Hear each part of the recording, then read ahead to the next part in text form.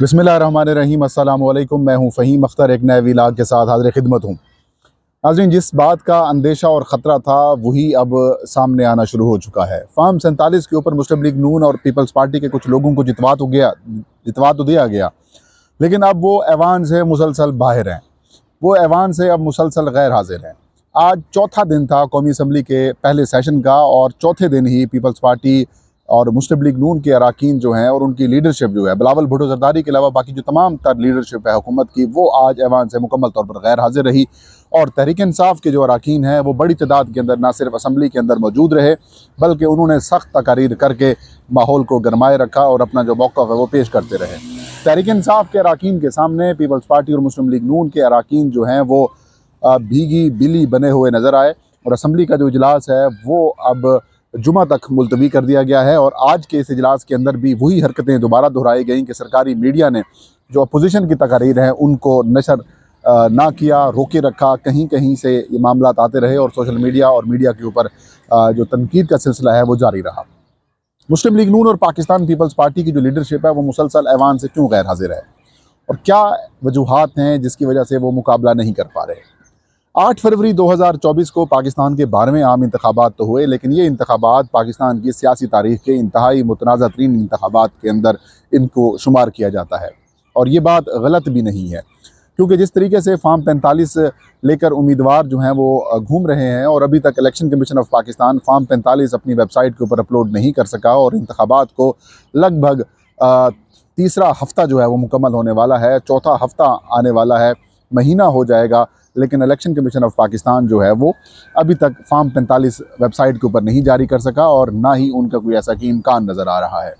दूसरी तरफ सदारती उम्मीदवार जो कि तहरीक इंसाफ, सुन्नी इत्तेहाद कौंसल और पश्तूनख्वा मिली अवामी पार्टी के मुश्तरका उम्मीदवार हैं महमूद खान अचकज़ई साहब, उनके घर के ऊपर बलूचिस्तान में रेड किया गया। पुलिस की जानिब से कुछ मुलाजमीन को जो है वो गिरफ़्तार किया गया। इसके ऊपर पूरा पाकिस्तान के अंदर जो है आवाज़ें उठ रही हैं, और ऐवान के अंदर भी आज आवाज़ उठाई गई। लेकिन बदकिस्मती से ऐवान के अंदर जिस तरीके से पहले पाकिस्तान के जो इस कौमी असम्बली के इजलास की जब कवरेज होती थी तो बिला तफरीक कवरेज होती थी। कोई अपोजिशन वाला बात कर रहा है, कोई गुफ्तगू कर रहा है, वो नशर होती थी, टीवी चैनल्स उसको दिखाएं या फिर ना दिखाएं। लेकिन ये सिलसिला कल से जो है वो मुनक़ता हो गया, डिस्कनेक्ट कर दिया गया।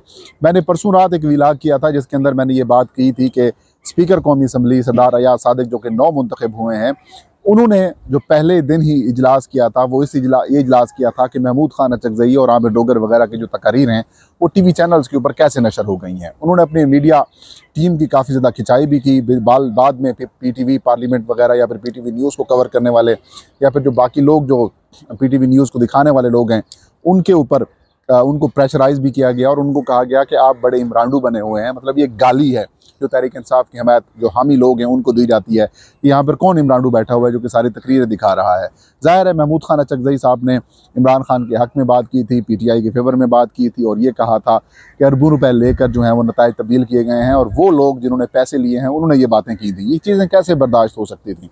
बर्दाश्त नहीं हुई। तनकीद बहुत सख्त थी। इस्टेब्लिशमेंट का नाम ले लेकर महमूद खान अचकज़ई साहब ने तकारीर की थी, और अब वो तहरीक इंसाफ के हिमायत याफ्ता जो सदारती उम्मीदवार हैं। तो ऐसी सूरत हाल के अंदर ये सब चीज़ें कैसे बर्दाश्त हो सकती थी? खैर, फिर प्लान यही तैयार किया गया कि जो लाइव तकारीर होंगी या तो फिर उनको म्यूट किया जाएगा, या फिर उनको डिले किया जाएगा, या फिर सिरे से उसकी जो ट्रांसमिशन है उसको डिस्कनेक्ट कर दिया जाएगा। तो कल जो कि वज़ीर आज़म का इंतखाब था, शहबाज शरीफ साहब जो हैं वो वज़ीर आज़म पाकिस्तान बन गए। उनको चुन लिया गया, उनको सेलेक्ट कर लिया गया, उनको इंस्टॉल कर दिया गया। लेकिन उनके जो मुखालिफ उम्मीदवार थे उमर अयूब खान, उनकी जो जब गुफ्तगू शुरू हुई तो उनकी गुफ्तगू को जो है वो वैसे ही डिस्कनेक्ट करना शुरू कर दिया गया। लेकिन उन्होंने अपना जो मौक़िफ़ है वो फ्लोर ऑफ द हाउस रखा। उन्होंने अपनी जो बातें हैं वो रखी। तहरीक अदम-ए-एतमाद से लेकर 8 फरवरी 2024 तक होने वाले जो इंतखाबात के अंदर जो धांधली के मामलात थे वो सारे कुछ अमान के अंदर रखे, लेकिन उनकी तकारीर को भी या फिर उनकी तकरीर को भी बाज़ाब्ता तौर पर नशर ना किया गया। आज बिलावल भुट्टो ज़रदारी जो कि चेयरमैन पाकिस्तान पीपल्स पार्टी हैं, साबिक़ वज़ीर ख़ारजा हैं, शहबाज शरीफ हुकूमत का हिस्सा थे, अभी भी पीपल्स पार्टी हिस्से में है, लेकिन शायद जो वज़ारतें हैं वो बजट के बाद ये हासिल करें। उन्होंने आज तकरीर की। इस तकरीर को किसी ने नहीं रोका। इनकी तकरीर को सब चैनल्स ने ना सिर्फ दिखाया बल्कि PTV पार्लियामेंट ने तो भरपूर कवर किया। PTV न्यूज़ ने भी इनकी तकरीर को जो है वो लाइव दिखाया। लेकिन जैसे ही महमूद खान अचकज़ई, असद कैसर और बैरिस्टर गौहर खान ने गुफ्तगू शुरू की, या फिर बाद में अख्तर मैंगल साहब ने गुफ्तगू शुरू की, तो इनकी तकरीरों को काट दिया गया, रोका गया, डिले किया गया। जैसे ही इस्टेब्लिशमेंट की बात की जाती थी, इनकी तकरीर को रोक दिया जाता था। तो ये तासुर सामने आया, ये चीज़ सामने आई कि देखिए इनके अंदर तो बर्दाश्त भी ख़त्म हो गई है। और ज़ाहिर है ये कठपुतलियाँ हैं, इनको कठपुतलियों की तरह चलाया जाएगा। मैं पहले ही कहता था कि जब फॉर्म 45 के ऊपर जो जीत के आने वाले अरकान असम्बली होंगे, वो अपने अवाम की बात करेंगे, वो अपने जो हल्का है उसकी बात करेंगे, मुल्क की बात करेंगे, पाकिस्तान की मईशत की बात करेंगे, सियासत की करेंगे, आइन कानून उसकी बालादस्ती की बात करेंगे।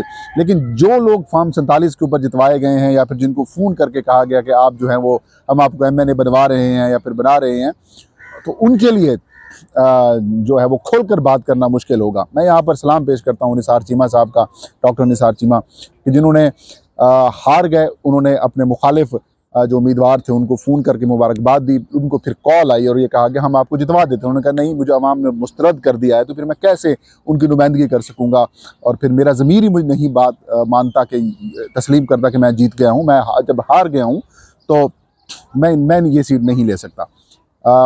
पता नहीं ऐसे और कितने ऐसे अरकान असम्बली होंगे जिन्होंने अपनी ज़मीर की आवाज़ सुनी। कुछ ऐसे लोग भी हैं जिन्होंने अपनी ज़मीर की आवाज़ नहीं सुनी और उन्होंने अपने आप को मुंतखब करवा लिया, या अपने आप को चुनवा लिया, अपने आप को सेलेक्ट करवा लिया। लेकिन अब ना तो वो अपनी बात कर सकेंगे, ना अपने हल्के की बात कर सकेंगे। वो जैसे ही पॉलिसीज़ के अगेंस्ट बात करेंगे तो उनके ऊपर जो है वो फॉर्म 45 की तलवार लटकती रहेगी, ट्रिब्यूनल्स लटकते रहेंगे, उनके थैले जो हैं वो खुल जाएंगे। तो एक ऐसी बेहंगम किस्म की पार्लियामेंट बना दी गई है, ऐसी बेज़मीर किस्म के लोग जो हैं वो उसके अंदर इंस्टॉल कर दिए गए हैं कि वो अपनी बात नहीं कर सकेंगे। वो जैसा वो कहेंगे वैसा ये करेंगे, जैसे उनकी लीडरशिप कहेगी ये लोग वैसे ही करेंगे। और आज इसका जो अमली मुजाहरा है वो कौमी असम्बली के इजलास के अंदर हुआ। कल ही वज़ीर आज़म बनवाया था और आज जब सेशन चल रहा था तो मुस्लिम लीग नून की नशिस्तों के ऊपर चंद लोगों के सिवा और कोई मौजूद नहीं था। 15 से 20 लोगों के अलावा और कोई मुस्लिम लीग नून का MNA वहाँ पर मौजूद नहीं था। कल भी जब जो उमर अयूब खान साहब तकरीर कर रहे थे, तब भी कौमी असम्बली के ऐवान के अंदर लोग नहीं थे, पीपल्स पार्टी मुस्लिम लीग नून के लोग नहीं थे। अगर कुछ लोग मौजूद थे भी सही तो वो मखसूस नशिस्तों वाले थे जिनको ज़ाहिर तोहफे के अंदर सीटें दी जाती हैं। तो आज भी यही सूरत हाल थी। तो एक बात बड़ी सामने आई कि जो फॉर्म 45 वाले हैं वो असम्बली के अंदर पहरा दे के बैठे हुए हैं, और जो फॉर्म 47 के ज़रिए आने वाले हैं वो लोग भाग गए हैं। इनके बस का रोग ही नहीं, ये मुकाबला ही नहीं कर पा रहे, ये फेस ही नहीं कर पा रहे। और सरदार अख्तर मैंगल जो कि बलूचिस्तान नेशनल पार्टी के सरबराह हैं, वो MNA बनकर यहाँ ऐवान के अंदर आए हैं। उन्होंने जैसे ही खुफिया इदारों और इस्टेब्लिशमेंट की बात करना शुरू की तो उनको भी म्यूट कर दिया गया। महमूद अचकज़ई के साथ भी यही किया गया, असद कैसर साहब के साथ भी यही किया गया, बैरिस्टर गौहर खान जो कि चेयरमैन पाकिस्तान तहरीक इंसाफ बन गए हैं उनके साथ भी यही किया गया। और बैरिस्टर गौहर खान ने तो बड़ी सख्त किस्म की तकरीर की। उन्होंने कहा कि यहाँ पर कोई इमरान खान का भांजा, भतीजा, भाई नहीं बैठा हुआ, यहाँ पर सब जो तहरीक इंसाफ के वर्कर्स हैं वो लोग यहाँ पर बैठे हुए हैं। और जिस तरीके से तहरीक इंसाफ के चेयरमैन बानी चेयरमैन इमरान खान ने पार्टी से मरूसियत ख़त्म की, लेकिन यहाँ पर तो ख़ानदानों के ख़ानदान बैठे हुए हैं। इनको सदर मिला भी सही तो उम्मीदवार जरदारी मिला, इनको वज़ीर आज़म का उम्मीदवार मिला भी सही तो शहबाज शरीफ मिला। मतलब ये अपने ख़ानदान से निकलने वाले लोग ही नहीं। और बिलावल भुट्टो जरदारी ने जो तनकीद की और ये इमरान खान के ख़िलाफ़ उन्होंने जो जुमलेबाजी की, उसके जवाब में बैरिस्टर गौहर खान ने भी जवाब दिया कि अपने नाम के साथ भुट्टो लगाने से कोई भुट्टो नहीं बन सकता। इन्होंने अपने नाना की जो सियासत है उसको गर्क कर दिया है, उसका बेड़ा गर्क कर दिया है।